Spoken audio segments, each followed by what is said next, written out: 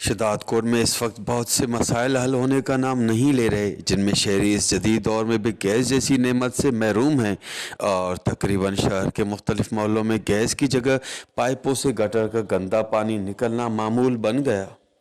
उते तो जॾहिं भी जंहिं कम जे लाइ वञ त चवंदा बाबा असांखे कुझु मथो रिलीफ मिले त असां तव्हांखे ॾियूं न, असांखे त को रिलीफ मिले ई नथो। 12 यूनिट हलियल मुंहिंजा घर जा 12 यूनिट हलियल बिल आयो आहे 7000 रुपया। त मां जॾहिं बिल खणी वियो आहियां उते त बाबा 7000 मुंहिंजो बिल छो आयो आहे? चई असांजो कंप्यूटर ख़राबु आहे, तव्हां कंबर मां पुछी सघो था। कंबर मां पुछा कईसीं त हुननि चयो त तव्हां गैस रीडिंग पैसा वधी विया, फलाणे महीने जा 3 महीने जा उहो गॾु आहे, तव्हांखे हिन दफ़े हयां अथनि।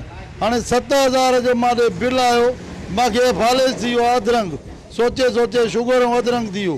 हाणे ॿुधाए जॾहिं मासां इहो अशर आहे ग़रीब माण्हू सां, शहर जो समाजी माण्हू, सुञातल ॾिठल माण्हू, मासां इहो ज़ुल्म आहे। जेके असां को हेठि हूंदा उन्हनि सां छा अशर आहे? जॾहिं बि गैस हला त गैस जे बदिरां नाली जो पाणी थो अचे चुल्हनि में, कंप्रेशर हला त नाली जो चुल्हनि में पाणी मीटर में। पर खॾा खोटे विया आहिनि, 6 महीनो आहे, पैसा बि असां पीआरिया आहिनि।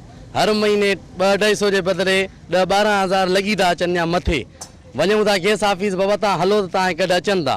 ग़रीब माण्हू कमायूं 500-600 रुपया, ॿालूं ॿारियूं 300-400 रुपये जो। खॾा खोटिया पिया आहिनि, मीटर बि लॻा पिया आहिनि, उहो ठाहिण वारो कोई कोन्हे। सरकारी मार खाई खाई खाई हे थी पिया आहिनि। बाक़ी असां ग़रीबनि जो इहो नथा सोचनि या इन्हनि खे गैस आणी ॾियूं, कोई इन्हनि खे हुनजी ॻाल्हि। जबकि शहरी एक तरफ गैस के कम प्रेशर और लोड शेडिंग और दूसरी जानिब गैस इंतजामिया की नाअहली के बायस मुख्तलिफ परेशानियों का सामना करने पर मजबूर हैं। कैमरा टीम के साथ गुलाम अली ब्रावई, वस्ट टीवी, शदादकोट।